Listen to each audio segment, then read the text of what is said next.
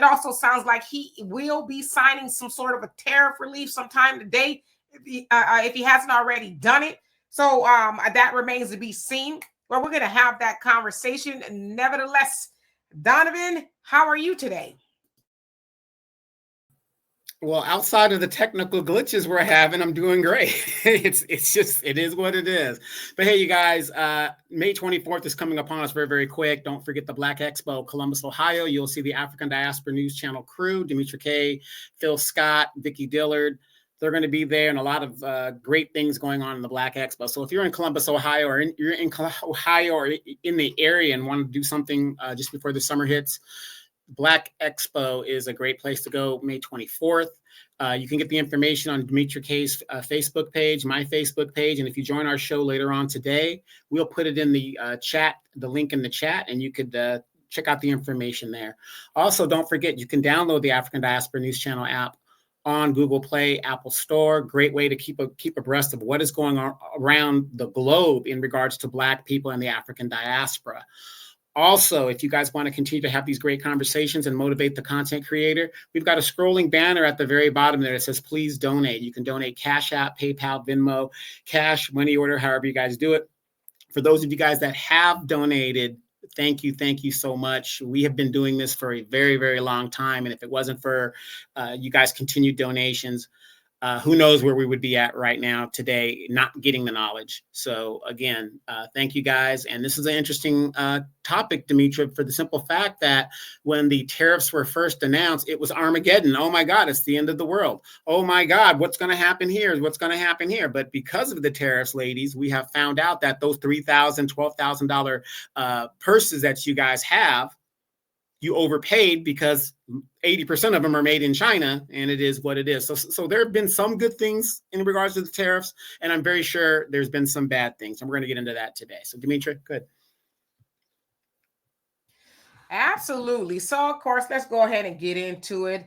I'm going to read y'all what I came up with in regards to what is Trump doing with the tariffs. So it says President Donald Trump has implemented a series of sweeping tariffs since April 2025, significantly impacting global trade and the U.S. economy.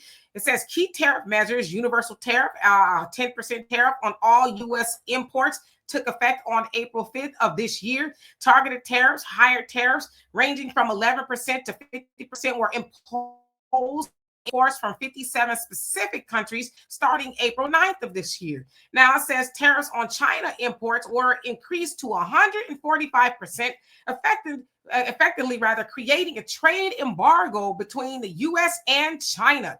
A 25% tariff was applied to imported automobiles and parts.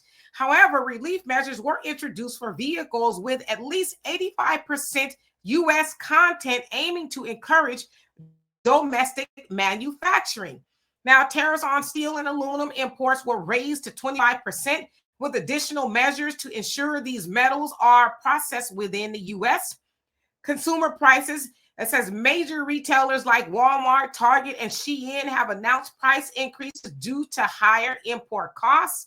So, ladies, and some men who shop at Shein and Temu and all those things are a lot higher because most of those things come from China. Okay. Now, let's see here. It says companies such as Ford and Volkswagen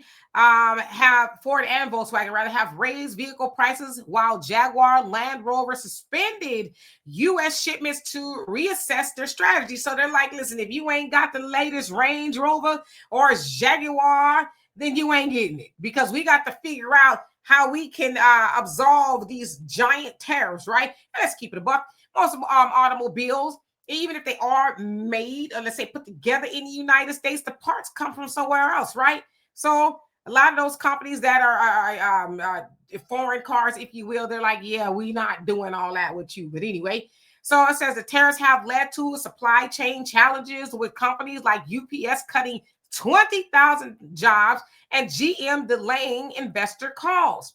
Now, Federal Reserve Chair Jerome Powell noted that the tariffs were higher than expected and emphasized monitoring their inflationary effects. Now, last week, President Trump had, or I think the week before, that had a little back and forth with Jerome Powell, who is over, whether they cut the interest rates and all of that. And Jerome was like, get somebody else to do it. We're not cutting inflation.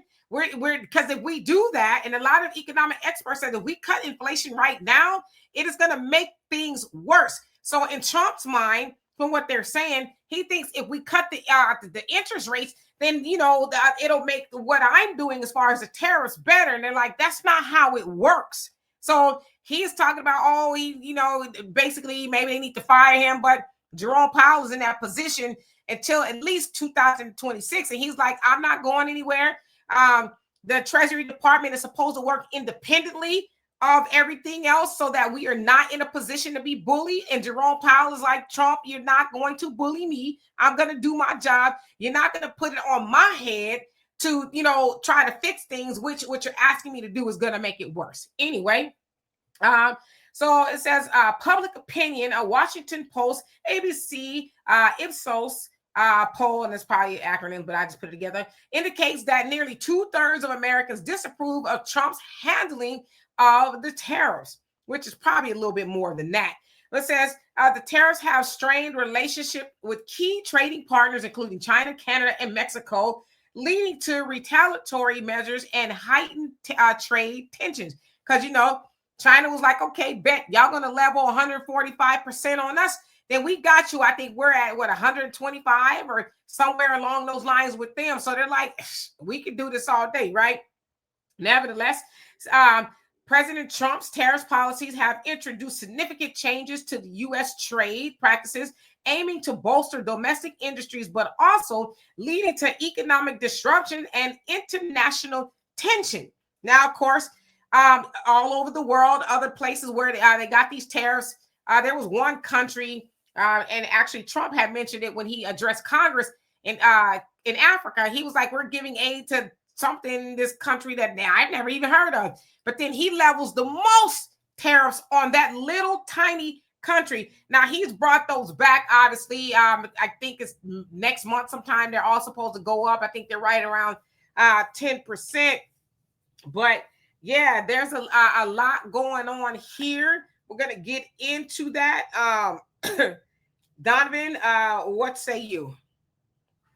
Yeah, it's going to be a lot of people are going to feel some pain. The greed was good when the getting of greed was good. Now it's time to pay the piper. You can only let so many oligarchs rise before you have to confront the issues of what is ailing our economy. Now, I want to just say that a lot of people are under the aspects that the Federal Reserve Commission and the board is a federal office. It's not. It is a private institution. They are recommended by the president who's going to lead them, but they have no oversight in regards to government. So the Federal Reserve is not a government entity at any aspect, but their basic job is to navigate the economy and give the president advice, on how and what he should do. But it's not a federal office at all. That is why Donald Trump can't fire him. You see what I'm saying? Because if Donald Trump could fire him, he would have fired him. So he can't do it because it's a private entity within itself. But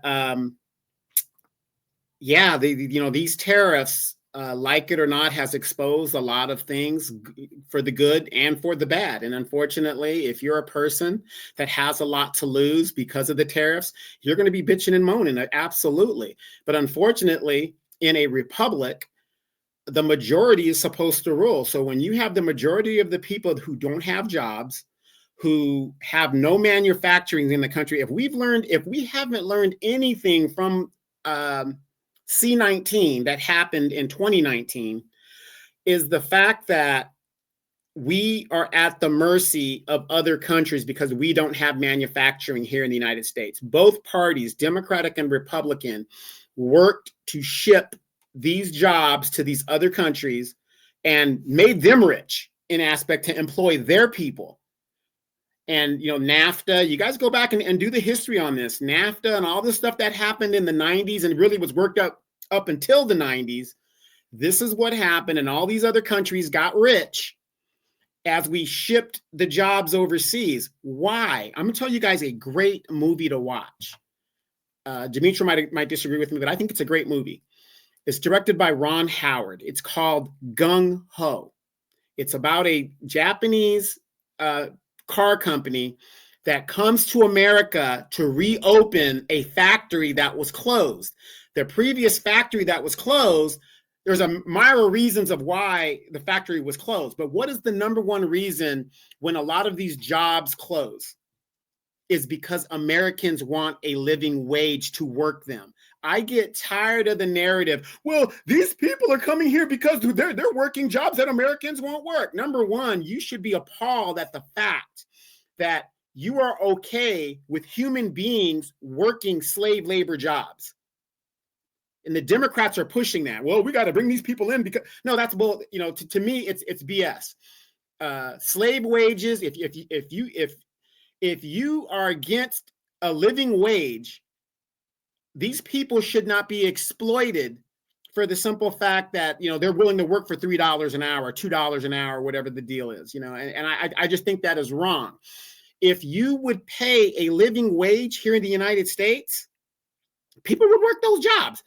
Jasmine Crockett recently came out, and she's been quiet for some apparent reason as they're investigating her, talking about ain't no black person, I'm paraphrasing, ain't no black person going to be picking cotton.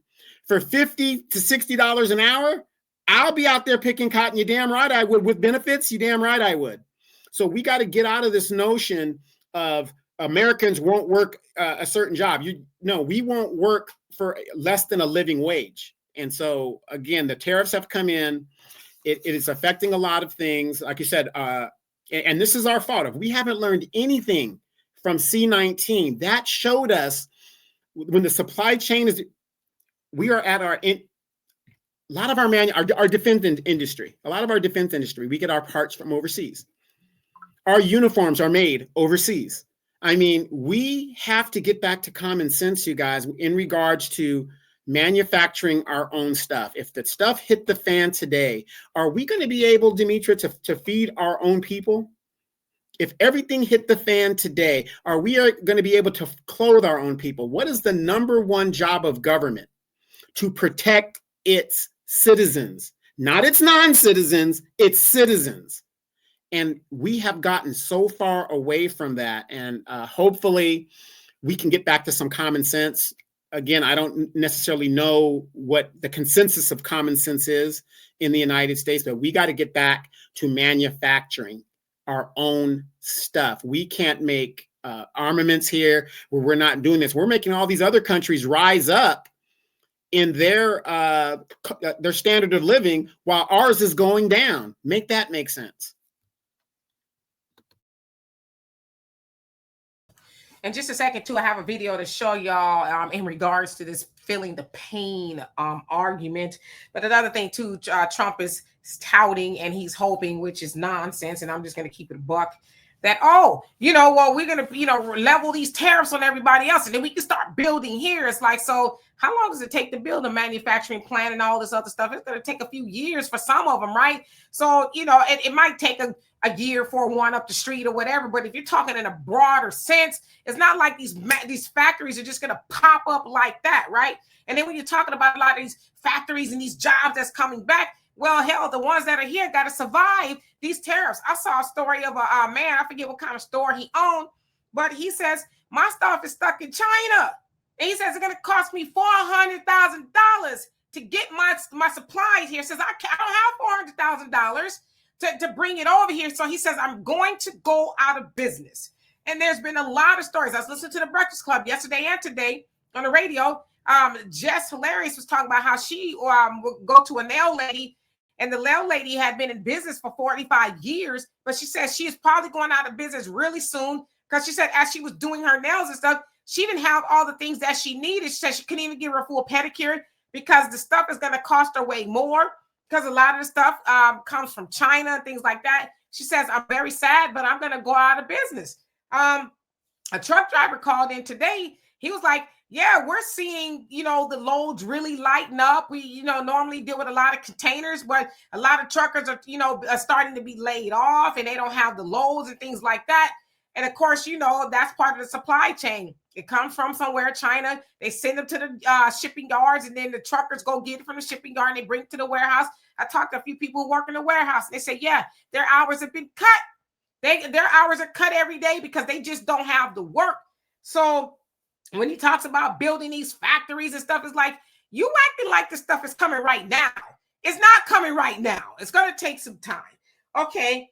And so the other thing is, yeah, they're bringing other people over here to work slave wages per se, but they're having American citizens work slave labor wages. The minimum wage is $7.25 an hour on the federal level, and I live in Texas, $7.25. So tell me where anybody, American, Martian, or whatever, is going to be able to make a living off of $7.25 an hour. Now, some people will argue, and it's a stupid argument, I'm just going to be very honest with you. Oh, well, the teenagers should be working those jobs. Nah, you got Meemaw and Pawpaw and all of them working those jobs because the jobs, the supplements that they're getting may not suffice. So yeah, they're in those jobs. You got grown people in those jobs.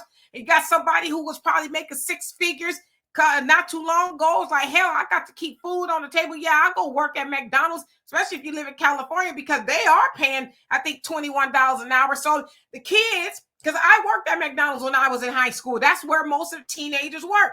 But that's not necessarily the case no more. You got people who should be either retired or working somewhere where they can make a decent living. And a lot of people who are working these fast food jobs and minimum wage jobs, it's their second and third job. If they don't have just one job. And the other thing, real quick, let me add to that real quick. And the funny thing about the fast food jobs, have you noticed they're putting in the automation, so you don't even have a person in the countertop, and so they're getting rid of the jobs even in the fast food industry. Yeah, and I've been inside a fast food restaurant in a long time, so I don't know. I've heard about the automation that's in there, and we knew that was coming. But as far as building our own stuff, let's keep it a buck, shall we? Because I'm not into lying. The stuff that we manufacture over here, whether we grow it or whatever, it's crap.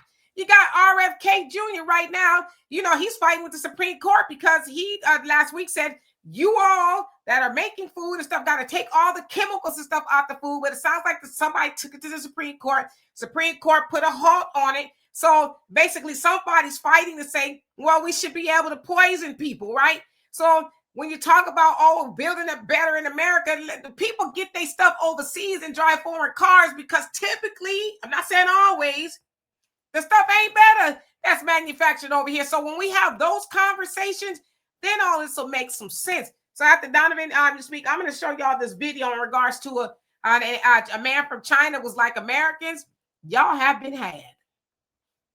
Yep. Again, you hit the nail on the head. And, you know, back in the day, when you had American products, they had quality. They lasted. You know, cars were made of steel. You had, you were proud to be an American. And that's why I tell you guys, if you haven't seen the movie GungHo, it talks exactly about that, where they're like, nobody beats America. We're the best at everything. Oh, we make the best. Everybody wanted American products. When and where do we get sold down the river? So again, if you haven't seen that movie, it's called GungHo, stars Michael Keaton. Ron Howard directed one of his first early films. I think it came out in 85 or 86, something like that, around that time. Excellent movie that talks about the problems with the American worker, as well as dealing with the manufacturing and the dying of these towns. I mean, the greed of the unions. It kind of talked about that a little bit, of how they wanted all this money, but wanted to do the less work. I mean, all of this stuff goes hand in hand. So there's nobody clean in this. People are complaining about the tariffs, but at the same time, look at what the unions have done, the corruption within the unions. I mean, it's everywhere. So nobody has clean hands in this. And you're right, Demetra, it's going to take time for us to dig ourselves out of this. NAFTA happened in 1993, around that time. That was over 30 years ago. So if that happened 30 years ago to where we're at today, Lord knows how long it's going to take us to get back to what we should have never gotten rid of. Absolutely. So I'm going to show y'all this video in regards to pain, because I've actually heard a lot of people parrot that of Trump's administration. Oh, there's going to be a little pain, but it's like, you define pain, And I always say, never advocate for somebody that you wouldn't want to advocate for yourself. But I'm going to show y'all this video, and I'm going to let this Asian gentleman, Chinese, I think that he is, give y'all the rundown. Here we go. They rob you blind and you thank them for it. That's a tragedy. That's a scam. That's why I'm saying this right now. Americans, you don't need a tariff. You need a revolution. For decades, your government and oligarchs ship your job to China, not for diplomacy, not for peace, but to exploit cheap laborers. And in the process, they hollowed out your middle class, crushed your working class, and told you to be proud while they sold your future for profit. And yes, China made money, but we used it to build roads, lift millions out of poverty, fund healthcare, raise living standard. We reinvested in our people. My family also benefited from it. What did your oligarchs do? They bought yachts, private jets, mansions with golf course driveways. They manipulate the market, dodged tax, and poured billions into endless wars. And you get stagnated wages, crippling healthcare costs, cheap dopamine, debt, and flagged wave property made in China while they pick your pocket. For 40 years, both China and the United States benefit from the trade, the manufacturing, but only one of us use that wealth to build. This isn't China's fault. This is yours. You let this happen. You let the oligarchs fit your lies while they made you fat, poor, and addicted. Now they blame China for mess they made. I don't think so. I don't think you need another tariff. You need to wake up. You need to take your country back. I think you need a revolution. Well, let me take him down.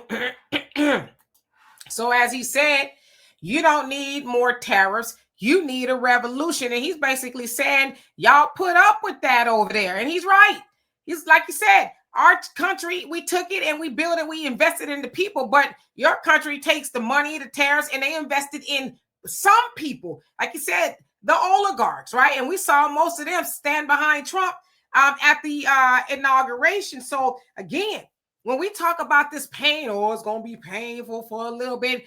First of all, let's keep it a buck. Like he said, that pain is going to hit the whatever is left of the middle class. Me and my daughter drive around a lot, and I tell her, say, see these nice big old homes and stuff. I said, you're going to see for sale signs on some of these homes soon. I said, you know why? I said, because a lot of these communities, this is where the people are the mom and pops. They have some of the little cute little factories and things like that. They're the middle class, what's left of them, right? And they hire people from the working class, and they get their supplies from, some of the people maybe above them and things. I said, that's when you're going to start to see the rubber hit the road. And so when people tell you that you're going to feel a little pain, those people aren't the ones that's going to feel the pain. Those people aren't, because there's a lot of people, even before the tariffs came in, there's people trying to decide that. In fact, I heard a report yesterday where they said now people are using their credit cards to buy food. Their DoorDash is allowing people now to Klarna food. And on the surface, an idiot. Now, this is just me being, hey, by the way, I've got a brand new computer. Can y'all tell? So maybe I'm kind of just feeling a little bit more free to speak. But idiots will hear that, when they DoorDashing food. You know how many people are going to be DoorDashing food because they hungry, not because they looking for, some wings or some pizza or whatever. They're like, we got to eat. And we could pay this food off in 4 payments with no interest before a certain, I'm going to do that. It's getting to that point. Now I want to bring in, before I give to you, Donovan, the Honorable Elijah Muhammad, Farrakhan have said, store your food and your water because we were going to get here eventually one day. And here we are. So you might want to learn how to get your crock pot and make you some beans and some rice and know how to make some bread. And if you got you a garden or whatever the case, you might need to learn how to do all of those things. But I'm one of those people, I never beat up on the poor. Not that I'm wealthy, because I'm not. I never thumb my nose at it. I never laugh, because Farrakhan said, don't laugh, learn. Because I remember there was times where we had to eat a Spam sandwich, which I don't eat Spam to this day. I've been eating Spam in years because it brings back memories of when we didn't have it like that.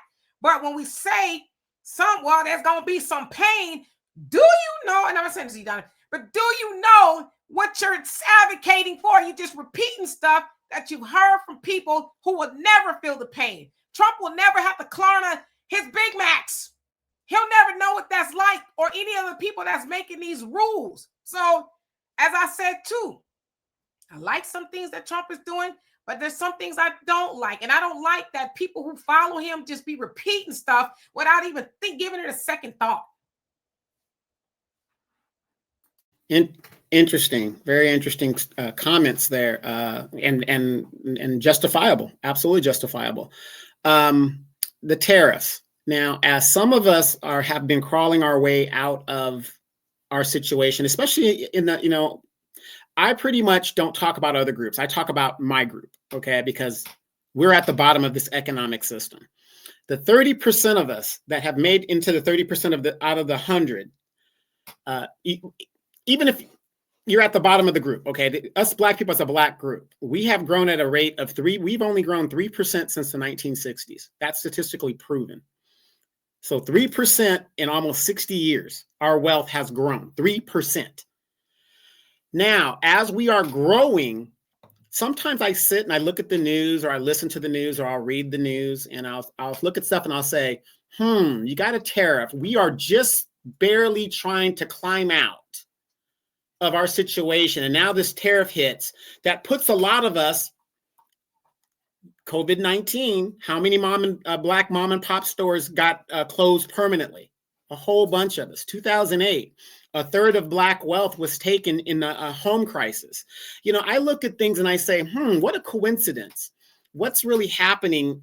It seems like every time we take a foot forward, Demetra, we seem to take 2 and 3 steps back. And this is stuff by design. Now, I agree with what that Chinese guy said in the video. But see, here's one thing everybody keeps forgetting.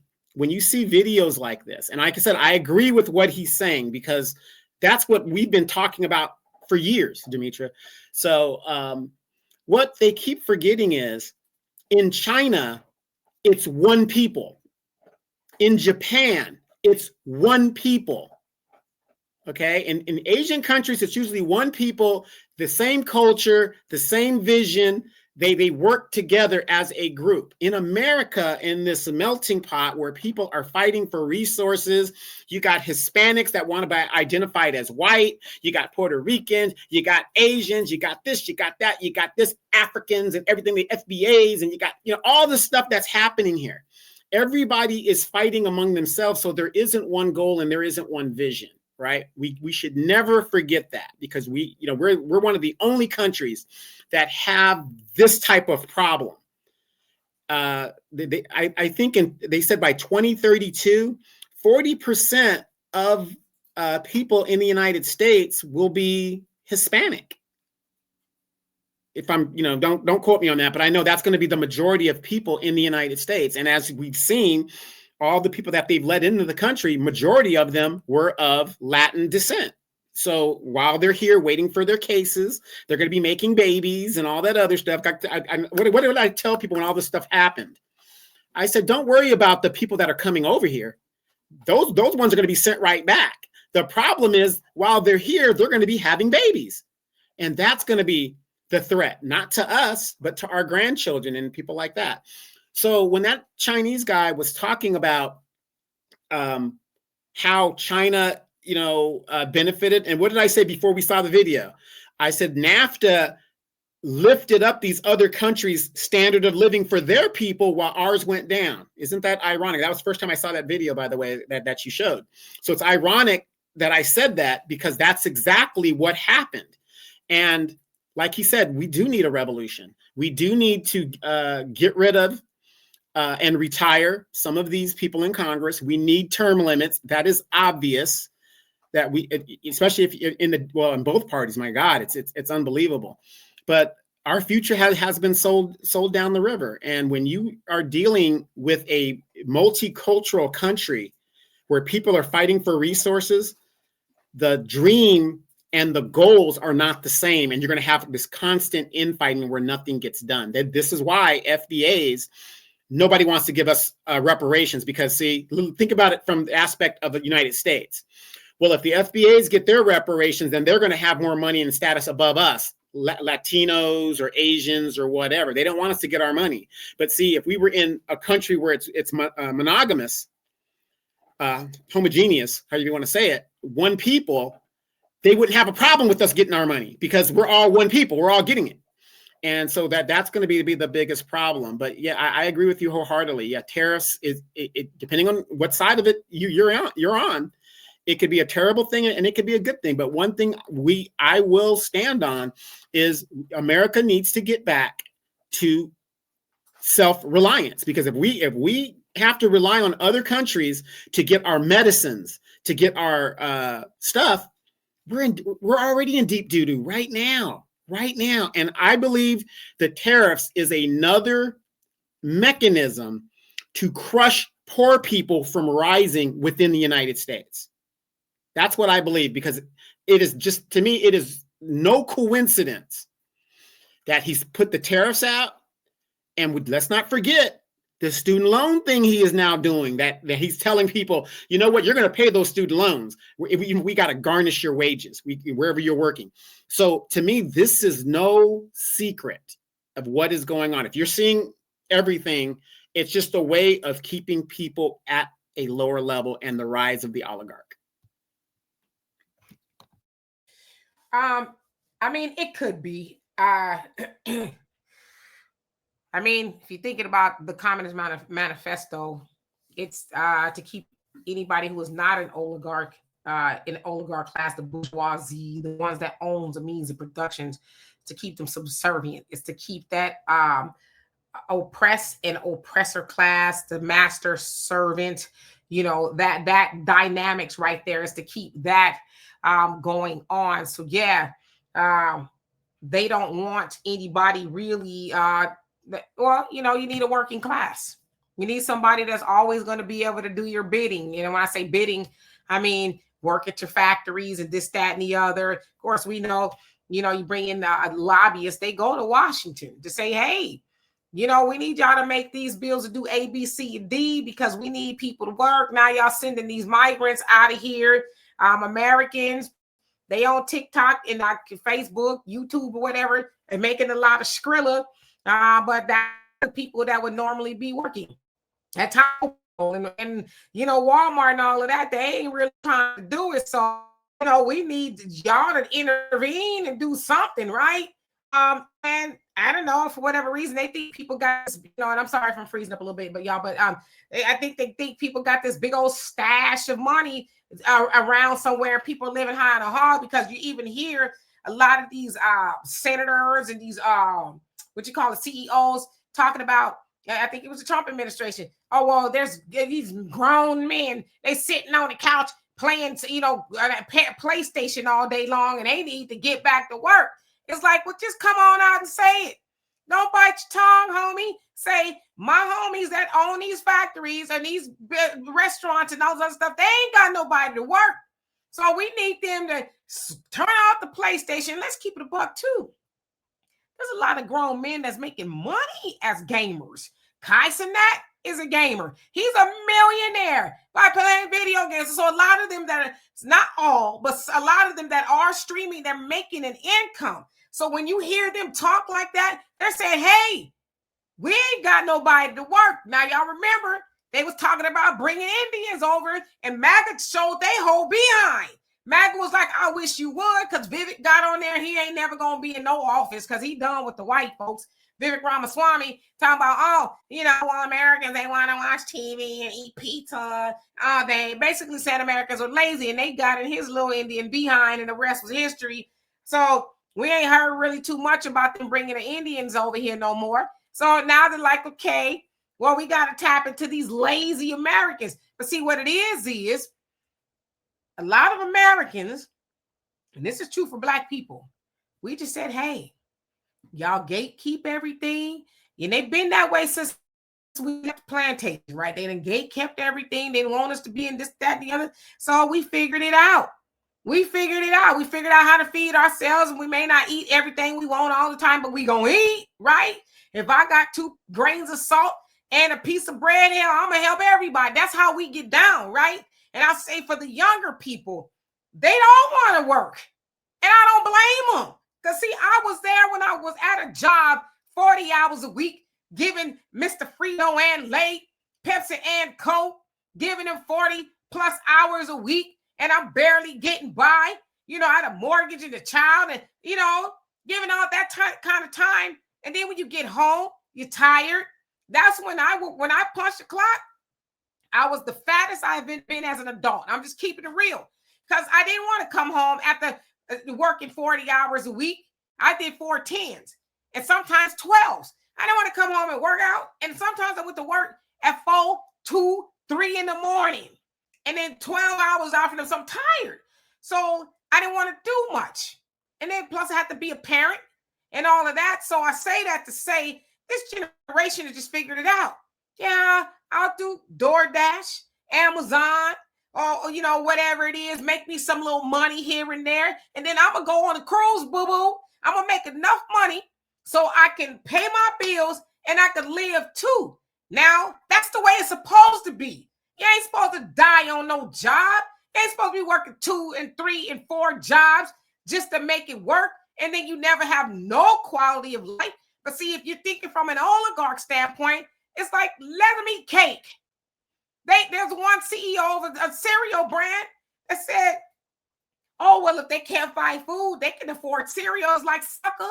Have you been to the store lately? This is last year. And people said, bet. They got on TikTok and figured out how to make cereal because they were like, you're tone deaf. Cereal ain't cheap and it's not nutritious. So that's the mindset that they have. So there's young people. That's why I hate when people say, oh, they lazy, don't want to work. I wouldn't want to be doing none of this BS either and not have a quality of life. So they figured it out. And the old people are mad because you got people right now that's 70, 80 years old working at Walmart or working a job somewhere and they can't quit. And a lot of times it ain't got nothing to do with money. It's got something to do with here because they're conditioned to be, and not no offense. My dad says this all the time. And I said, Dad, I'm working. Oh, you being a slave today, huh? They're conditioned to be a slave to somebody else. So don't be hating on the young people because they figured it out. And it took some of you old heads forever and you still figuring it out.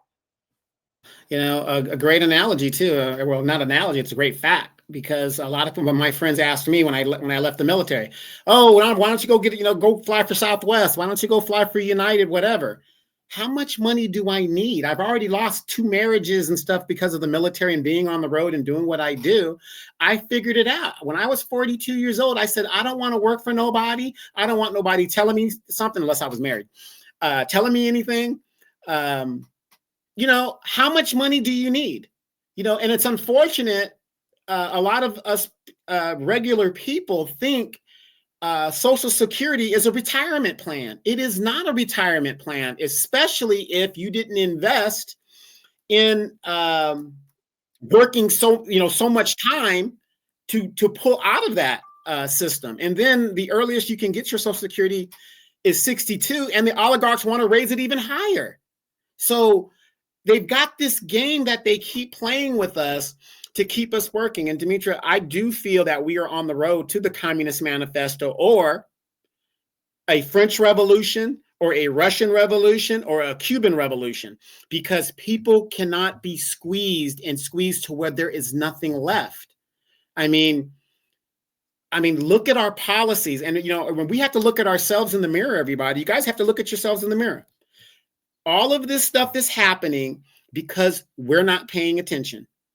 We're not holding our elected servants accountable for what they are doing. Look at what's going on in all of these town halls that a lot of these representatives are doing. People are upset and mad and whatever. And the representatives are basically saying, eat cake. And I don't care if you're a Republican or a Democrat. They're the same party. When the Democrats sit there And they say, well, it's going to be like this for the next 4 years. There's nothing we could do. I didn't see Mitch McConnell in the minority say that.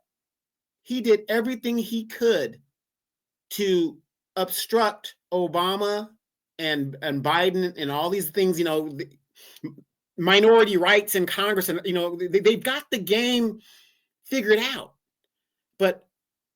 And I'm not telling people, because like you said, Demetra, people are working, they're raising their families, but because we have been brainwashed so badly, we've got other people raising our children. We've got the government raising our children. The families have been destroyed, whatever, because we're not paying attention. And it's, like I said, this isn't a coincidence. This is by design. You keep the American way. How do you justify, Demetra? I think 725, that happened in the late 80s. When 725 was the minimum wage, whatever it was. I think it was the late 80s, maybe the 90s. I don't know.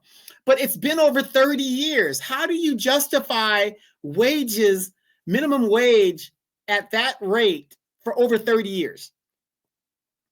It doesn't make sense. And yet we sit there, oh, that's just the way it is. We're just going to keep going and doing what we're doing.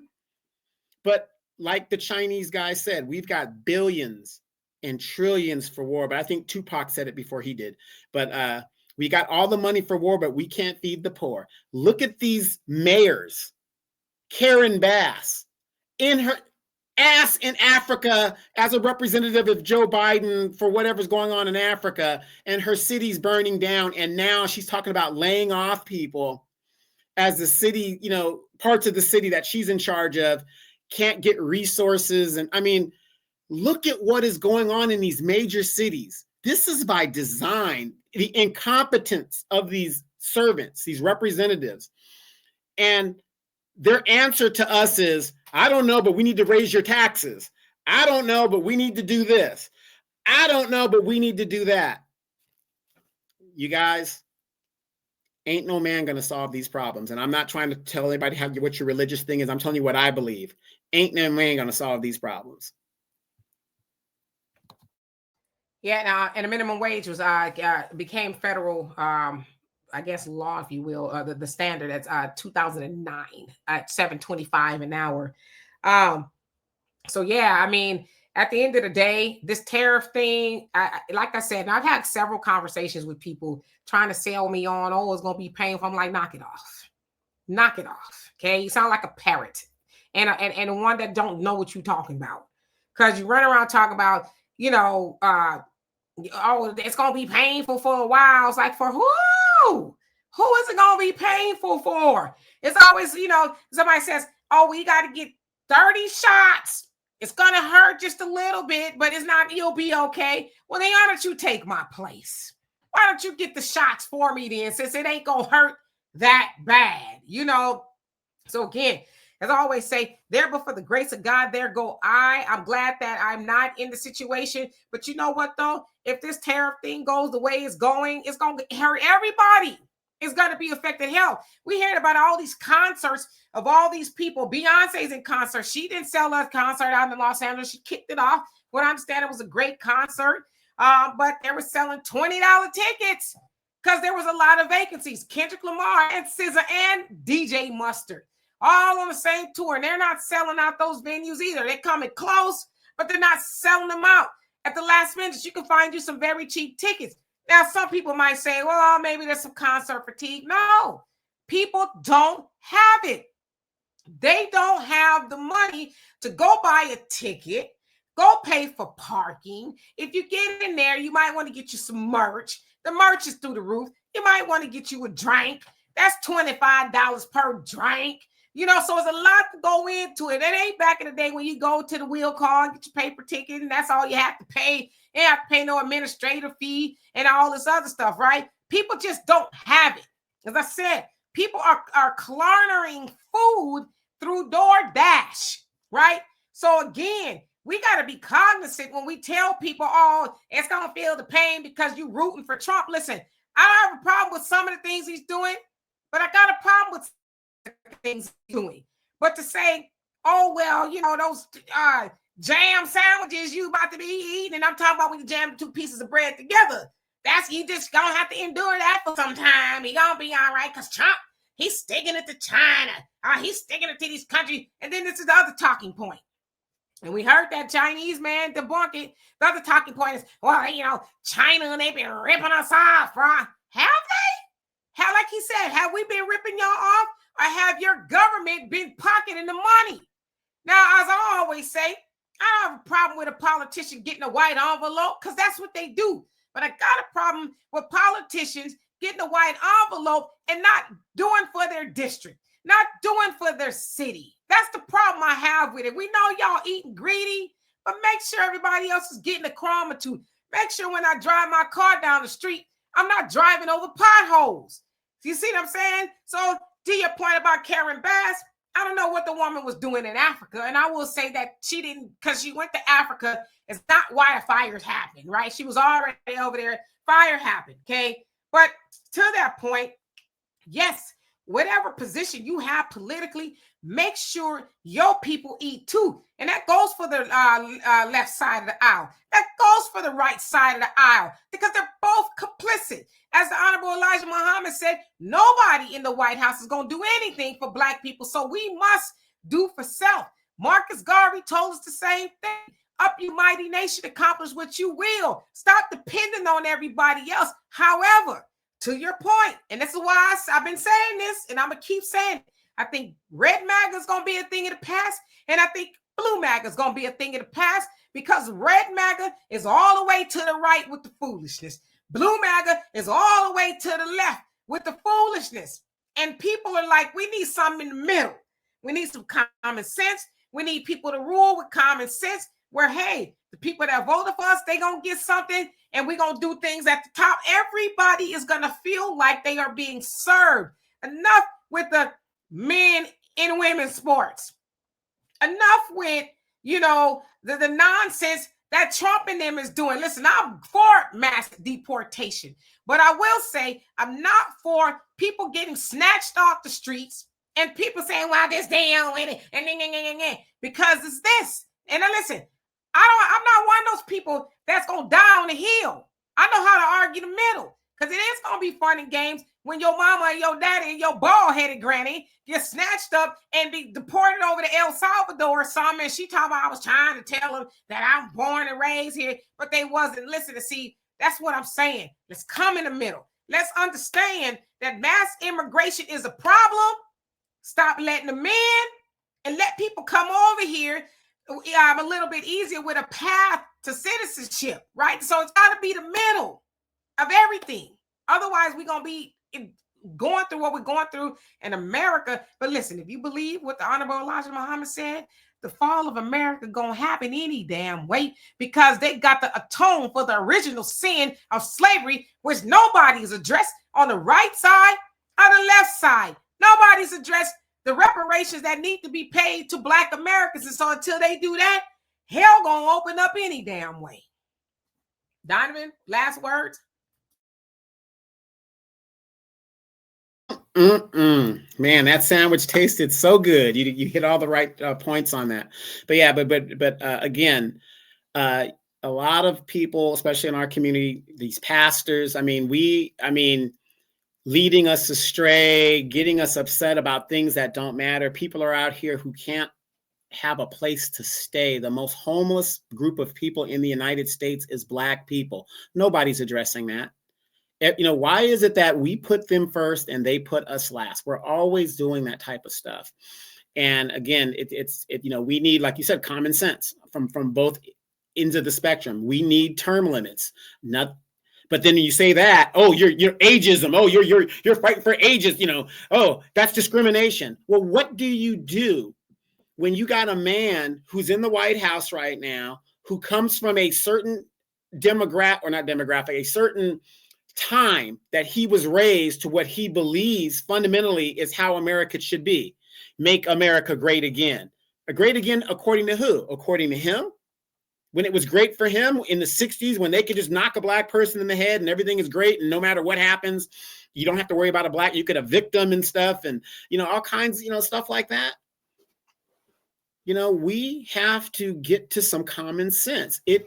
It's funny, Demetra, our age group, Generation X, we have seen everything that we've seen in the history books that was taught to us: depressions, assassinations, natural disasters, plagues. Just, we've seen it all in our lifetime. Wars, we've seen everything. And yet we continue to do the same old, like it never happened to begin with. And those that don't know their history are damned to repeat it. So again, we see these representatives not doing the job, not protecting the American people, not protecting our job interests, homelessness, homeless vets, money that is owed. We don't want to pay it. Do you guys know right now what the number one threat to the national security is? It isn't Al Qaeda. It isn't the Taliban. It isn't China. It's the debt. It's the national debt. We are paying more money on the interest now than we're paying on the debt. So what does that mean? Is Donald Trump doing the tariffs to bring that debt that we owe down? We don't know. And who owns most of our debt? China. But the good thing is, and I know Demetra doesn't agree with me on this, and I've said this, and we shouldn't be happy about it. But when you're at the bottom of an economic system, your life really doesn't change much because you've been struggling for so long that it's a way of life. This is what you do. That's why we know how to get it. That's why the tariffs aren't really affecting Black people as a group as a whole, because we're at the bottom of the economic system. And that's not a great thing to be, but that's the reality that we're in. We're at the bottom of the economic system. So it isn't really affecting us as hard as it is everybody else. Because I have some white friends, they're ready to jump off a bridge. These are six-figure. They're used to having a certain living standard, and they're ready to jump off a bridge because now they're making $80,000 versus the $150,000 they were making at their job. Now they're making $80,000, and they're ready to jump off a bridge. So we have to look at where we're going to go, and how we do that is how we look at our elected servants. These people are not leaders. They are representatives. They're supposed to listen to our voice. If we say we don't want men in sports, why is the Democratic Party fighting against that? If we say trans bathrooms is not a good thing, why are they fighting against that? Let's fight about something that makes sense. The majority of the people, we have a problem with homeless. We have a problem with veterans. We have a problem with this. All the money that we are just throwing out the window in defense. Why haven't we solved cancer yet? Why haven't we done these things? And yes, it was a scheme between the United States and China to raise the standard of living for their people. I mean, but what about American people? Like you said, I'm for everybody, getting their piece of the pie, but the American people should get their piece of the pie too.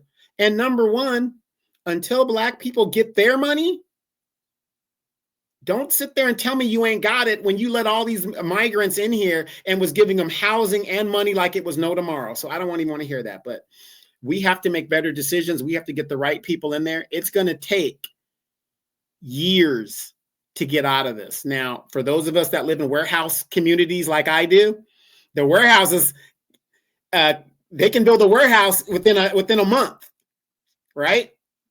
So we could bring manufacturing back, in a year or so. We got the warehouses. A lot of them are empty. Let's go ahead and put the machines in there and get the people trained up.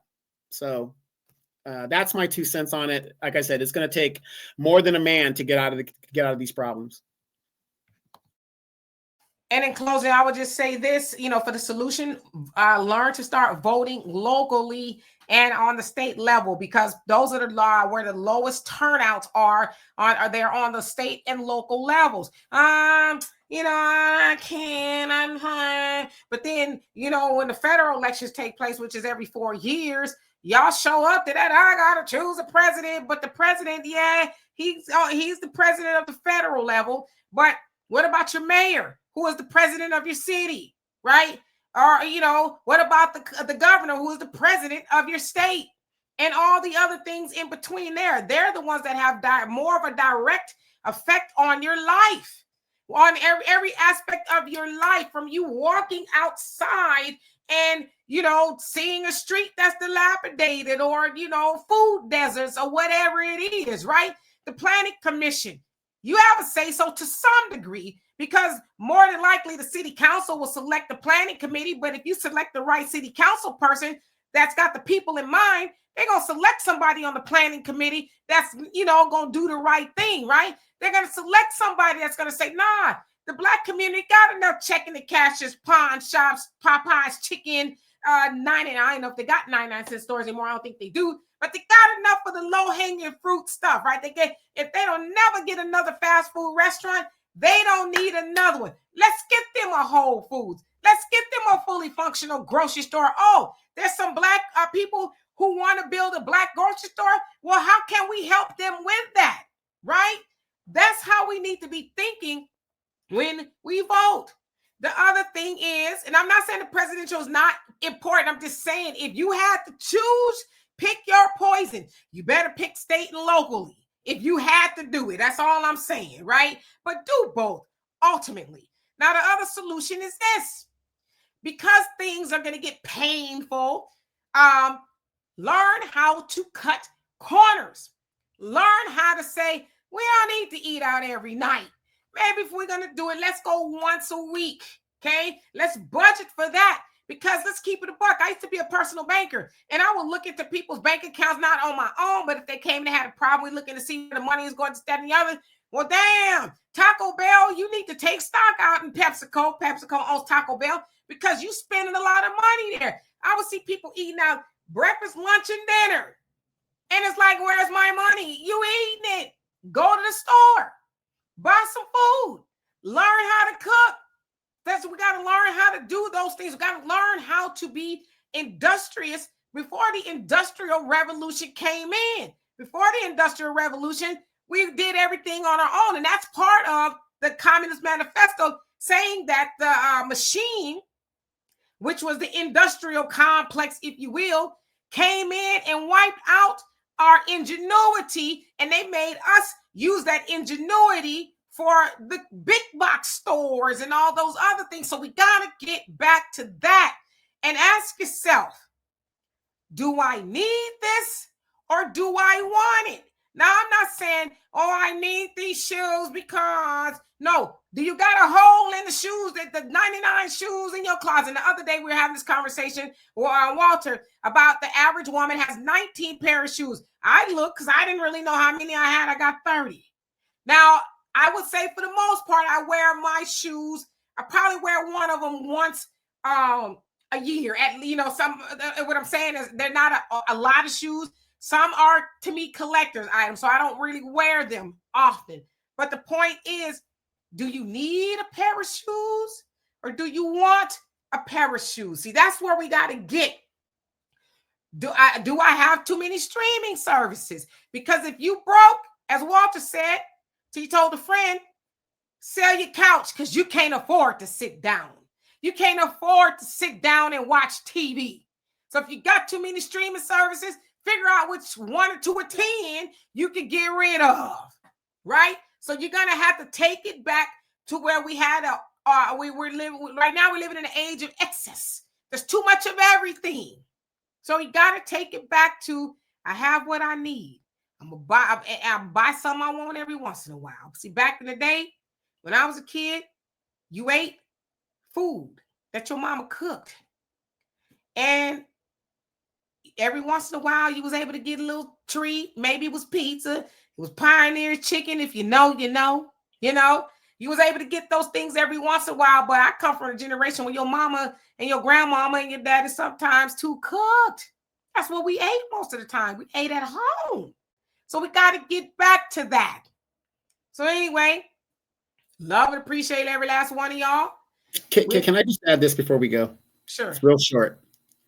We have to get to I think the key to a lot of this is Black men and Black women need to come together as a couple, as a group, and work together be it in matrimony, be it in a relationship or whatever. And until we start doing that as a whole in general, because it's when we're divided, it's easier to conquer a people when they're divided. We need to come together as a people. So I just wanted to add that real quick. And I want to add this before we leave, for real. Sorry if I'm freezing up. I was having a conversation with somebody earlier, and they said, I was saying all the stuff I'm saying, store your food and your water and things like that. It's going to get tight for a lot of people. Oh, I think you're stretching it a little bit. I said, you know what you remind me of? I said, James Baldwin had an excellent book by the name of The Fire Next Time. I suggest y'all read it. The Fire Next Time, a great book. And I asked him, I said, you know why it was called The Fire Next Time? He says, no, why? I said, because it was the water the first time. And I said, you know what happened with Noah and the ark?